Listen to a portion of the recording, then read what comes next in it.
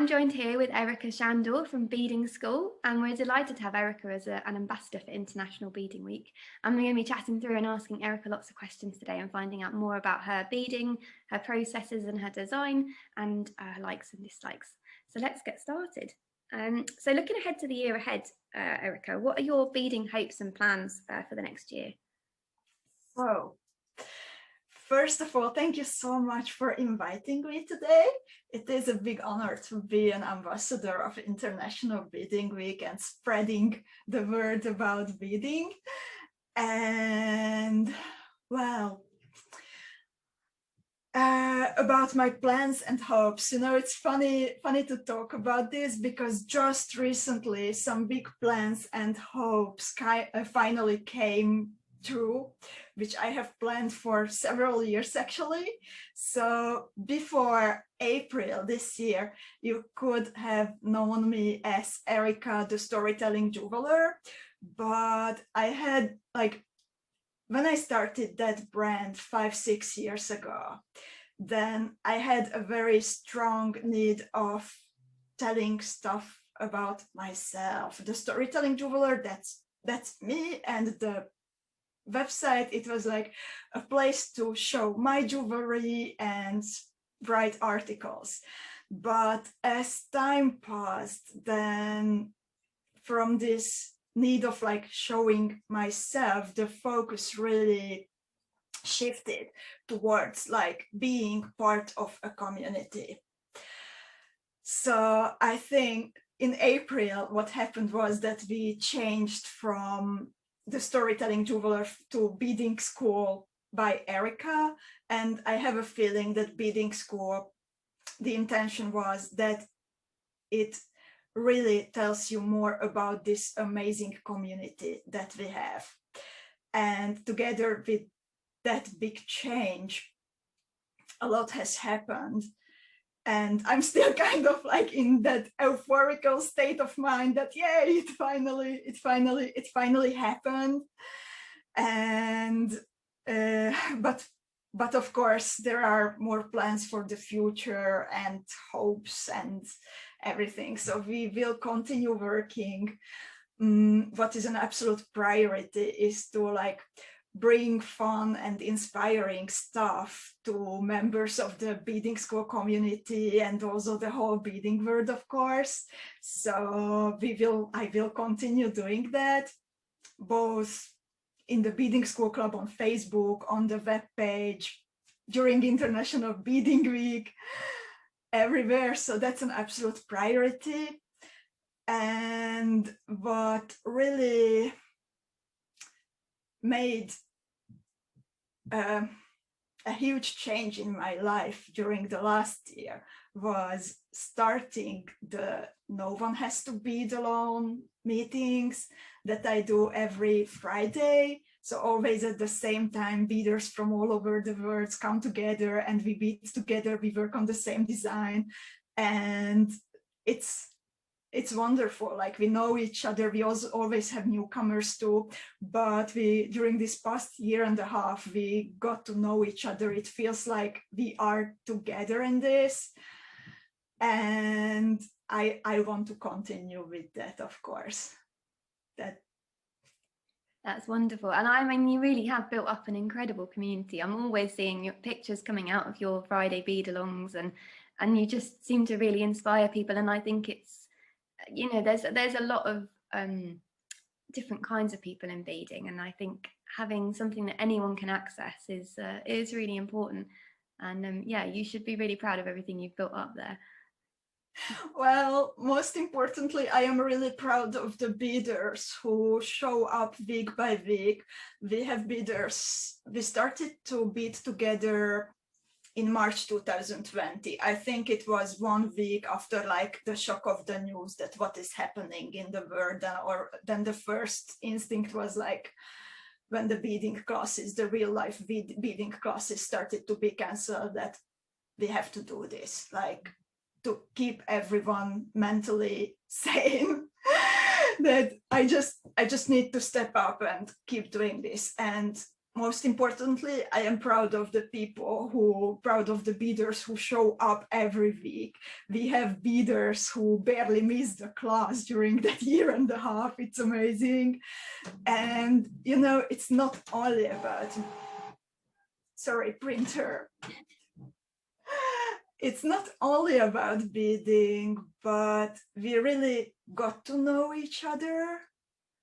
I know what kind of ice cream they love. I know we were talking about stuff like where would we take each other if we had the chance to visit each other in real life? What would we do together?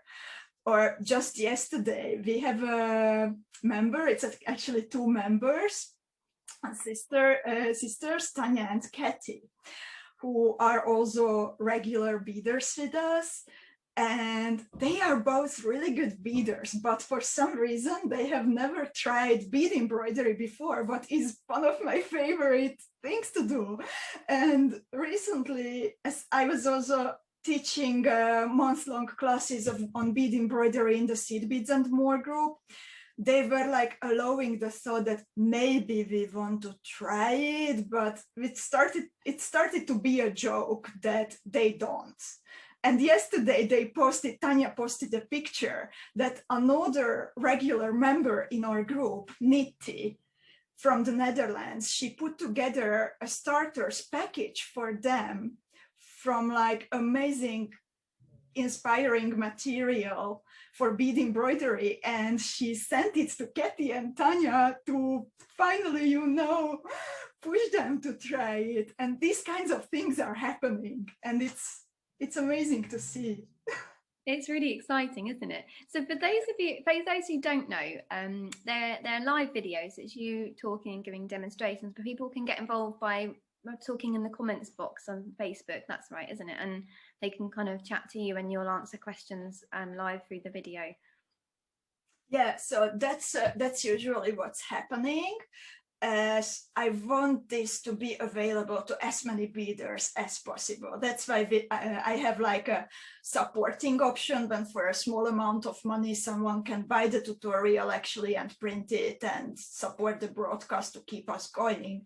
But for 3 days after every broadcast and already before the video for a little while, the PDF is available for free, that if someone is hit also financially by the current happenings, then she can do it. And it's because of Facebook's limitations that usually I am the one on screen, and then I'm also showing my hands so beaders see what's happening. And then we are having a conversation. I'm reading the comments, I'm putting the comments on the screen. But this week we had a very, very funny video happening, because, you know, I get lots of questions about like, Erika, how do you manage to design every week something new? And I try to talk about it, but I think like the best way to show what's going on in my head is actually designing during a video. So what we did, that during Tuesday's coffee time with Erika, I have a weekly BD broadcast called Coffee Time with Erika. I was designing during the live video. So one of the beaders, Sheila, she volunteered. I asked at the beginning of the broadcast, like, who wants to choose my beads? And then through my broadcasting program, I sent a link to Sheila and she could click it. So she actually appeared together with me on the screen, and she was selecting some beads for me. And then I was designing during the live video, also like reading the opinion of the beaders who were watching, like, oh, I think you should do this, that. So it's kind of it was kind of a joint design. It sounds absolutely balmy, but wonderful. And I love that you're pushing all these boundaries. And do you obviously think that you're going to take these moving forward, like even past once world kind of goes back to normal, you're still going to be doing these virtually every week? Amazing. Absolutely. Absolutely, Chloe. That's really great. How exciting. Right, so we've got lots of questions for you, and they're themed in with the prompts that we've got for International Beading Week this week. So the next one is, tell us your storage hacks. We know how beautiful your studio is. I've seen photos of it before. Very organized. What are your storage hacks? Um, you know, it's funny. I don't have like fancy storage pieces.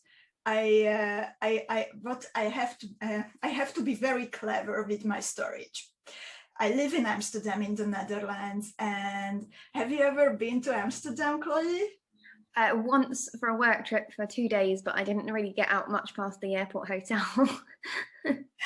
But you know, like what people usually notice when they come here is that even if Dutch people are huge, they everything is super small, including apartments. So also my beading room, it's very small, so I have to be very clever with my storage. And I don't have fancy solutions, but I found that IKEA has lots of solutions that work well for me. So for example, what you see right next to me and a little bit lower, it's actually, this part is a wine rack. And this part up here, it's an organizer for offices. You can put originally like A4 papers in here, but it fits the size of these little boxes perfectly. So I have my beads organized by size or shape. And when I know that I want to use, for example, size 15 round Miyuki, then I can just pull out this whole thing and I see all the colors that I have, or all the gem duos, or all the super duos, and so on. Oh, that's amazing. And so you've obviously spent a little bit of time and investment in getting all those boxes, so they're all uniform. And the trays, are they ones that come with the boxes, or where did you find the tray? Oh, okay, clever. Yeah. Soon, like, we want to add them also to the assortment, to the bead shop at beadingschool.com. So because I get lots of readers saying that, yeah, that seems to be a clever solution. So we will carry them soon. And another thing that I really found helpful from IKEA, I have this, I will try to turn my camera. So this is my beading room. And then I have this panel with the pins. And I have notebooks, work in progress projects, components that I want to work with, all attached to that panel so I can stay organized. It looks very organized and very tidy as well. I'm loving it. And this is the studio, like mine, sponsored by IKEA, I think, unofficially. Wonderful. It looks so tidy. Thank you for sharing that. And so you've got this lovely workroom. Is that where you sit and bead, or where do you find yourself when you're beading for pleasure, and where do you find yourself when you're beading for work? It's really nice that you actually divide these two. Like, for me, it's not always, I can't really do that. I think you know the feeling, but well, this is my usual place where I bead. I used to work from, I had like one corner of our living room as my office, but, and this used to be our guest room.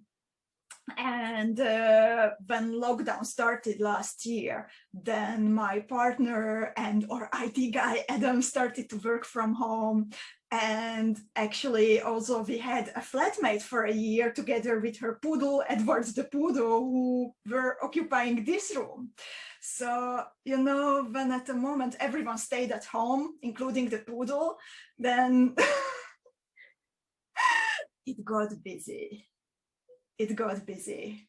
So then Cat and the poodle decided to move out. Adam also needs also comfort. Now he's working from home full time. So that's when we decided that it will be the best if I move into our guest room and I turn it into my beading room. So it just feels wonderful that I have this oasis and I can really make it my way.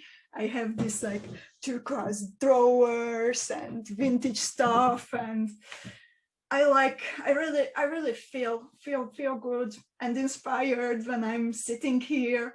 And as I said, like, I am really particular about organizing, so it's also just comfortable for beading.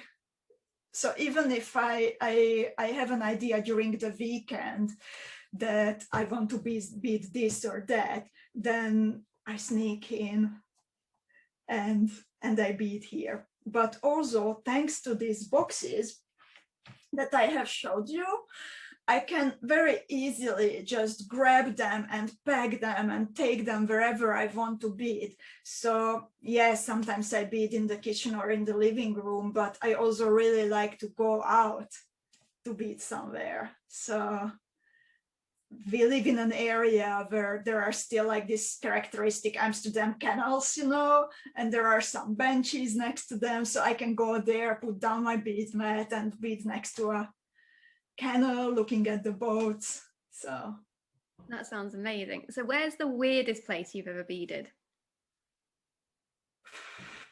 that is a really tricky question. I have beaded at many places, airplanes, airports, in front of a tent in Africa, in a rooftop restaurant in Istanbul. That was actually funny because I decided to do a guerrilla beading project when, for example, knitters do it, that you leave a knitted piece somewhere. I decided to bead something and leave it in the city.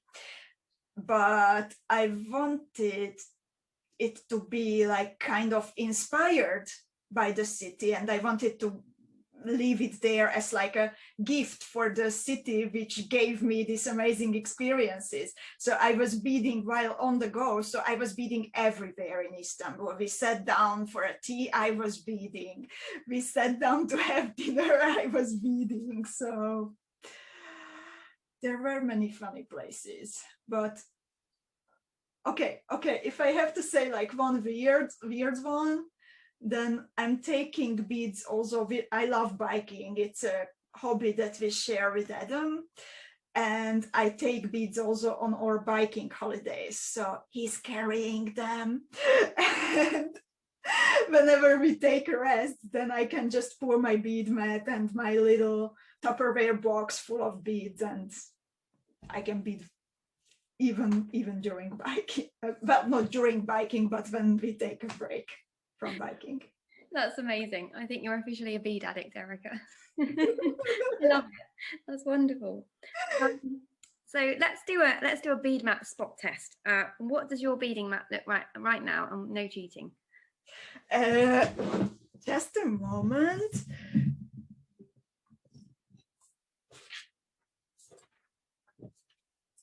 I will try to switch to my other camera.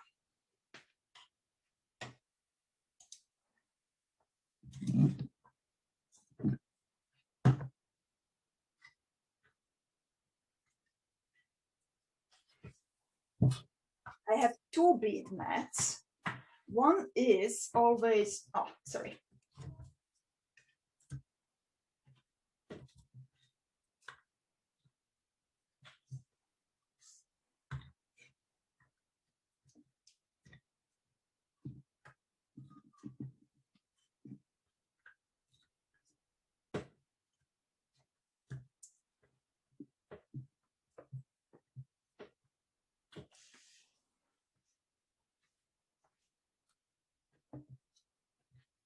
Is it okay?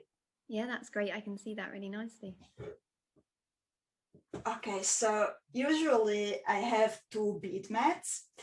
One bead mat is reserved for the No One Has to Bead Alone project, so I'm always prepared for the Friday evening class. And this is what we are going to work on today. It's called the Shiraz bracelet. And I already prepared my beads, so I can continue with beading. I need 2 or 3 more motifs, but in the meanwhile,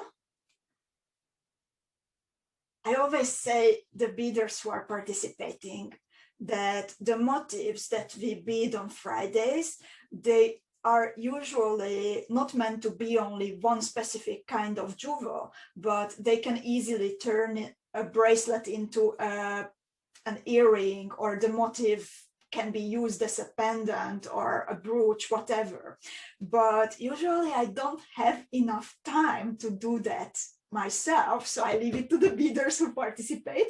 But this week, as the motif is so fast actually, then I try to come up with some matching earrings. Very pretty, really lovely.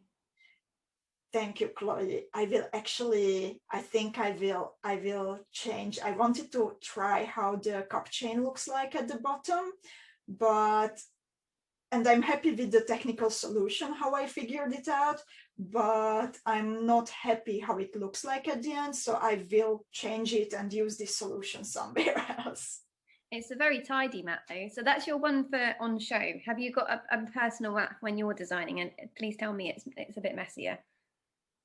You will not like me, Chloe. So this is my second bead mat, but I have a reason why is it so tidy. I beaded this half pair of earring. It's actually the same what I wear at the moment. I'm wearing now the second color combination.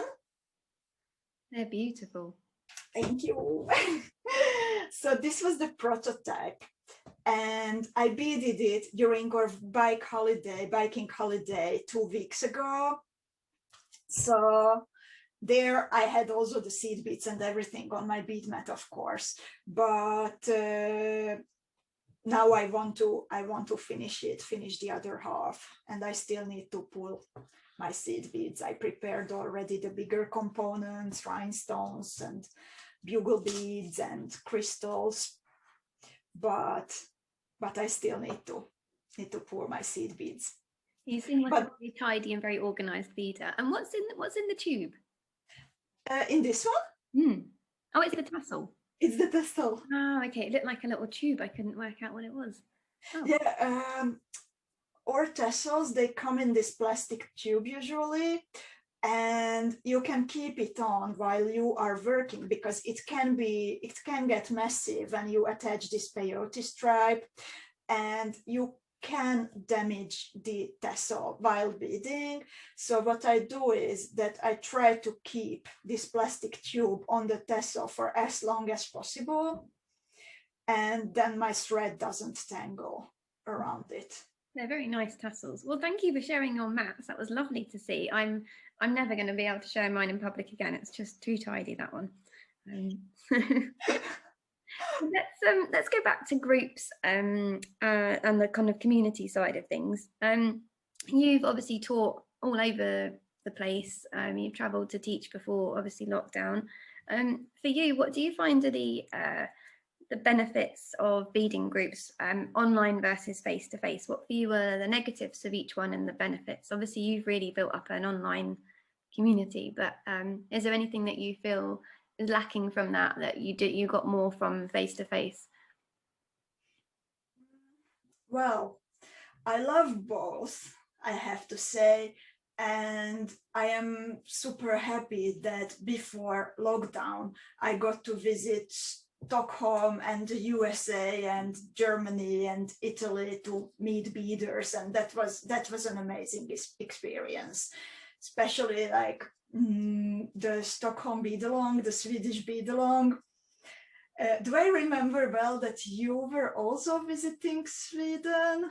Yes, I went. It was quite a few years ago now. I think it was maybe 2 years before you visited, and I went with Anna Lindell. She invited me along, and I went. It was just a wonderful. They're such a lovely, friendly bunch, and I'm desperate to go back at some point. Yeah, I totally understand it. What you are saying, like I had the same feeling, that it just felt so good. I knew some of them in advance, some of the Swedish beaders in advance, but I just felt so at home there. It was amazing and inspiring and unbelievable to see like 100 beaders, and everywhere you went in the hotel there were beaders eating ice cream, beaders drinking coffee, beaders beading, beaders bead shopping. So everywhere like my kind of crazy people. So that was amazing. But I have to say that I also really like the online opportunities that we have now, because uh, because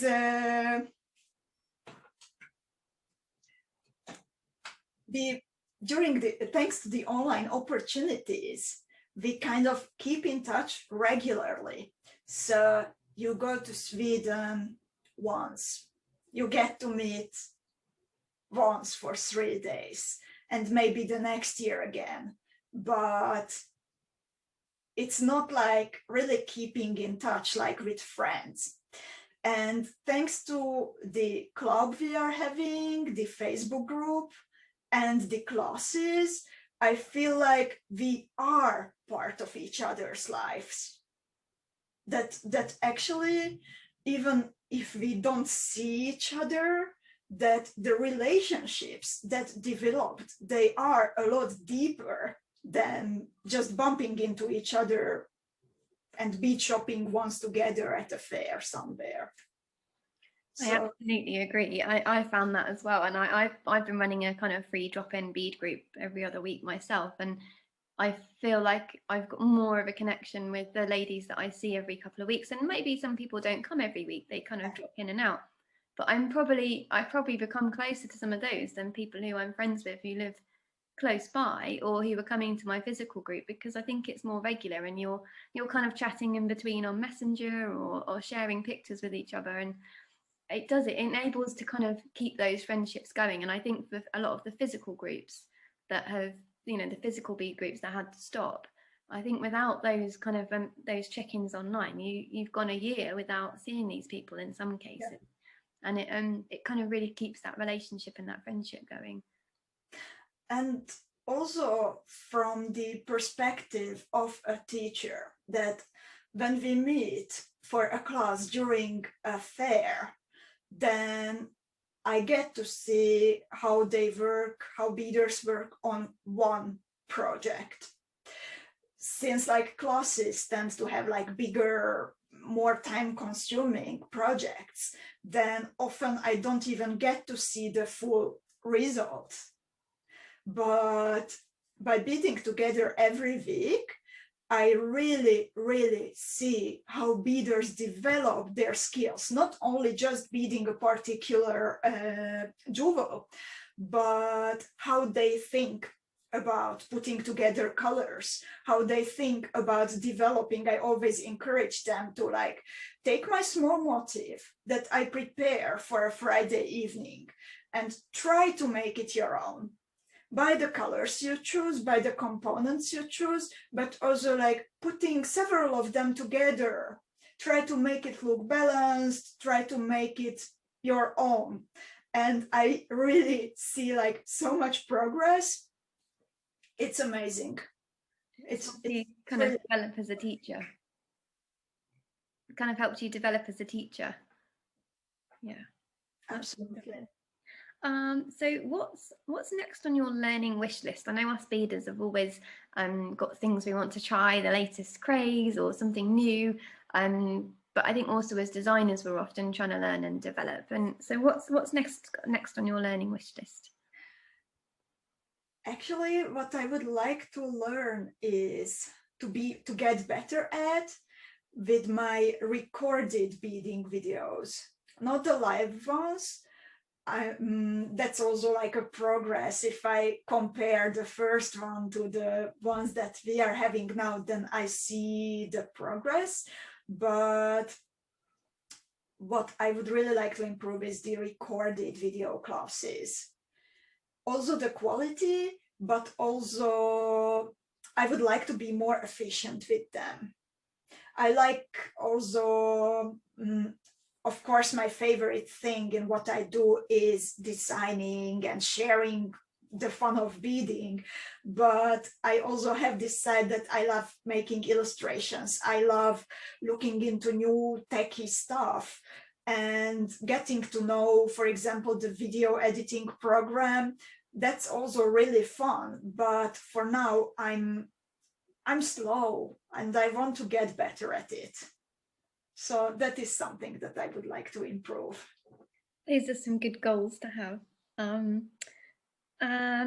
So we've got 2 questions left on our kind of prompt list. So one of these is, obviously, especially when you're making things every week, what do you do with your makes? Do you keep them? Do you sell them? Do you gift them? Or what, you must have hundreds and hundreds, at least 52 a year.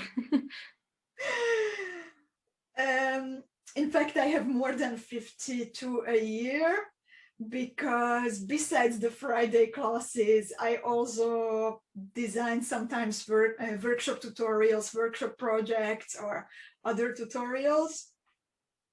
So I think it's closer to 70 a year, and we are talking only about one color combination per jewel. I like to keep one jewel per design as a sample piece. Of course, when we got to go to fairs, then it was so I could exhibit them. But even now, if someone has a question about a specific design, then it also really helps me as a teacher, that I can look at the jewel and not only at a picture of a jewel when I am helping someone. So I am keeping one sample per jewel. Sometimes I have pieces that go into my personal jewelry box, like these earrings that I have just made. That it's called Timea tutorial. I'm keeping actually both color combinations because I am just super happy how they turned out, and it's really my style. But I also sometimes gift some of those for birthdays, for friends, or to colleagues in the beading school team. So that's lovely. It's always interesting to hear what people do with their work, because I know as a designer you do end up with piles of things, and it's very tricky, isn't it, knowing what to do with them. So our final question, it's been wonderful chatting with you, by the way. We kind of talked a lot about the groups and the things that have come out of lockdown. But for you, if you were to sum it all up, what would be the kind of biggest advantages for you that have come out of the past year or so?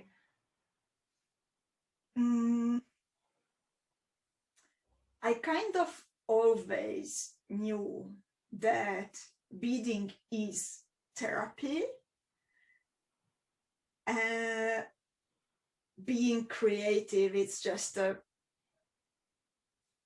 super nice experience. I love remembering the times also when I got to teach in real life, and I got to see the people, the beaders participating in the classes, how proud they are of what they have accomplished.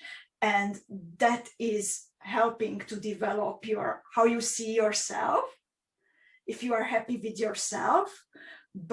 And that is still happening, but it's also the biggest lesson, I think, that by focusing on community, we can get through hard situations. Like this was at the beginning, I was a bit joking with friends, like, this is what is happening to us. It's like from the film The 12 Monkeys. Have you seen it? Yes, it was just surreal, wasn't it, at the beginning of the last year? Totally. And like when I went to the supermarket, then it felt like how Bruce Willis is like climbing out on the surface and like being super careful. We didn't even know what's happening. And it was scary. It was really scary. But like being together, it really helped. So for me, that is the biggest lesson that I take from the past year and a half. I think that's really, yeah, really summed it up nicely. Thank you. Well, Erika, it's been wonderful to talk to you today. Thank you so much for joining us, and thank you for being an ambassador for International Beading Week and for all that you do for the community. It's been really lovely to chat with you. Well, thank you so much for the opportunity, and it was really nice to talk to you, Chloe. I loved it too, and I'm really looking forward to International Beading Week already. It's been wonderful. Thank you very much. And you can find more of Erika's designs on her website, beadingschool.com. And you can also find some, oh, there we go, thank you. And you'll also find a free project of Erika's over on the internationalbeadingweek.com website. And you can find out more about what she's up to over the week and, you know, for the year moving forward. So we look forward to seeing more from Erika soon. Thank you. Thank you, Chloe.